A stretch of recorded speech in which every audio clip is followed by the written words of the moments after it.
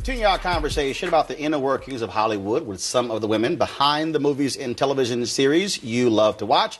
They are two-time Emmy-nominated motion picture and television producer Debra Martin Chase, rocking the cobalt blue, reality show veteran D'Angela Proctor, my high school classmate, yes, Jack Yates, Houston, Texas, class of '87, and filmmaker and director Ava Duvernay. Hey, folks, what's happening? How you doing? Welcome to Washington Watch. Hey. All right, then, let's get right to it. People see folks on the screen in terms of the actor, folks along those lines, but they have no idea what your job is behind the scenes. Y'all have got to deal with all these crazy people.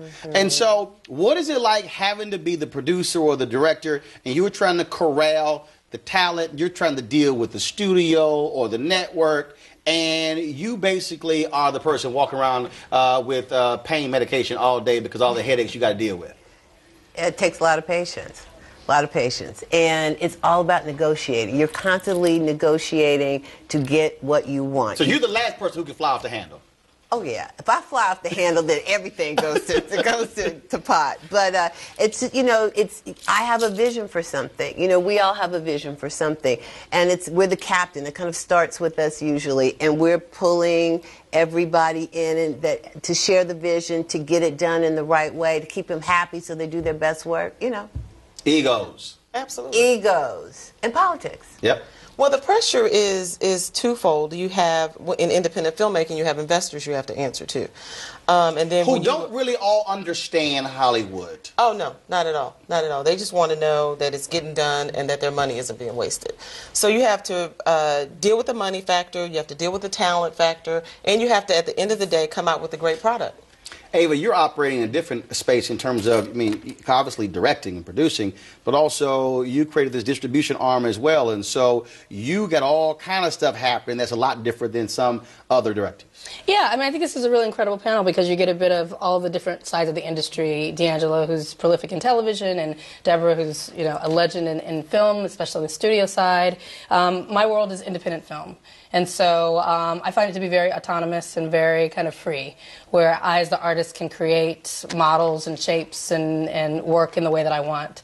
And so, you know, I don't know if I would thrive in these environments, and vice versa. It's all kind of specialized to the person and what they do best in. But yeah, certainly there are new ways to do things. As women in dealing with this, I mean, like it or not, so many industries across this country, you're dealing with a male-dominated industry. So surely you're having to deal with folks who are looking at you in a different way. And I'm sure you're sitting there going, okay, let me show this fool I know. Let me just set them straight. I mean, surely you've had to confront that in some way or the other. Of course. I mean, you know, I've been doing this a long time, so less so now because people know who I am. But in the beginning, it was that you walk in the room and people, you know, thought you were the assistant, or, you know, they had no idea that you were coming in, you know, carrying some ammunition.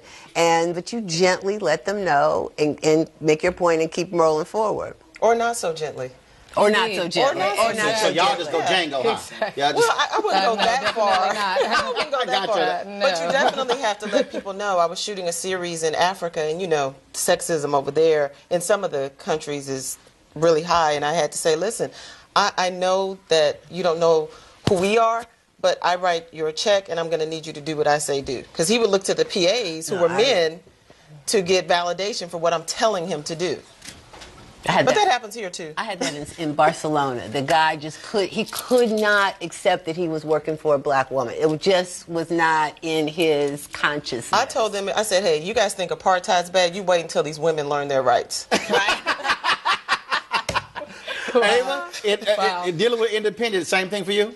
Yeah, I mean, it happens more on the directorial side because on the producerial side, I'm actually dictating who's around me. Right. So I'm able to actually say, you know, if you're, you know, not cool, then you're not going to be around. But I was just directing a documentary for ESPN, and just the other day I was interviewing a high-profile subject, and he continued to look at the producer that I had hired to do the work, the line producer, to ask him questions, even though I'd been introduced as a director and was standing right there. And so by the end of the interview, oh my gosh, you're amazing, this is the best interview I've ever had. But, you know, those immediate things that happen, we just have to roll with the punches. Now, you talk about independent, you talk about television, you've done big studio stuff, but when it comes to, especially for black audiences, trying to get folks to understand that we receive movies and TV shows differently. And so when you're talking about the marketing aspect and trying to get it out there, what kind of educating do you have to do as well? I use a story, Magic Johnson, when he opened his movie theater, he asked Lowe's, he said, hey, how many hot dogs, nachos you guys normally sell on the opening weekend?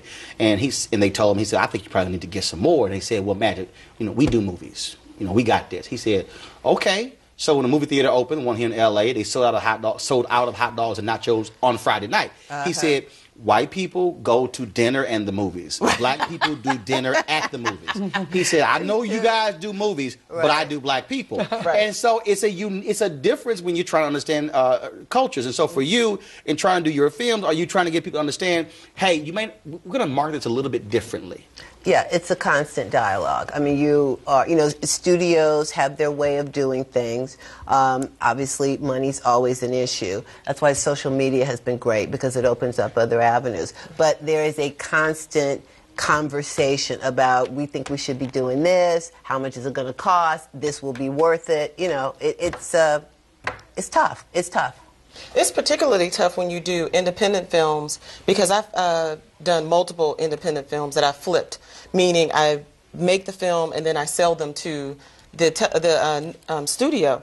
And what ends up happening is when you have this great property and you turn it over to someone and they're not marketing it properly, but you've already been recouped your money, it's like it's helpless. It's helpless. So social media is great. Mm-hmm. And Ava, we know social media really helped you out with I Will Follow. Folks like me were really tweeting, and again, that made a huge difference when it came to how you were distributing the film.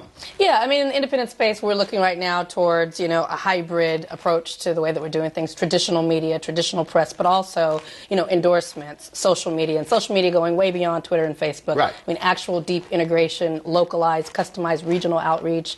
And then also there's nothing that works better than word of mouth and boots on the ground. So with the firm, we create this whole kind of army of mavericks who are on fire for Black independent cinema. I think there are a lot of ways to do things, and certainly being a studio publicist for so many years, you can get in a trap in the studio world of it being very cookie cutter. We do the same thing for every movie.